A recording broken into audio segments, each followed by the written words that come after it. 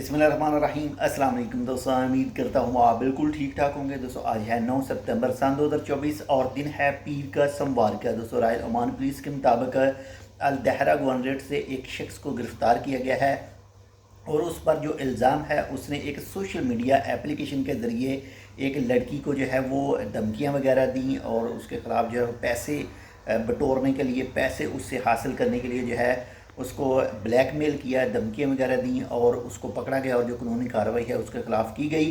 अगर आप कोई भी सोशल मीडिया की एप्लीकेशन यूज़ करते हैं, सोशल मीडिया यूज़ करते हैं, तो बहुत ज़्यादा मुहतात तरीके से आप इसे यूज़ कीजिए। जिसको आप नहीं जानते, यानी अगर किसी को जानते भी हैं तो तब भी उसे किसी भी तरह का कोई इमोजी वगैरह, दिल वाला इमोजी या फिर कोई भी खंजर वगैरह का या फिर इसी तरह के जो पिस्तौल वगैरह का या फिर इसी तरह के जो दूसरे ख़तरनाक इमोजी हैं, ख़तरनाक जो साइन हैं, वो भी सेंड ना करें। ये भी कानून के ख़िलाफ़ आता है, ये भी साइबर सिक्योरिटी के खाते में आएगा, तो आपके ख़िलाफ़ भी ऐसा कुछ हो सकता है। तो जो शख्स को गिरफ़्तार किया गया अल दहरा गवर्नरेट से, उसने सोशल मीडिया एप्लीकेशन को यूज़ करके जो है वो लड़की को डराया, धमकाया और ब्लैकमेल किया उसे, ताकि कुछ तो पैसे हासिल कर सके। बाकी जो दूसरी चीज़ें आप खुद समझते हैं कि क्या करने के लिए उसको ये किया होगा। बाकी अल्लाह ताला खैर करे।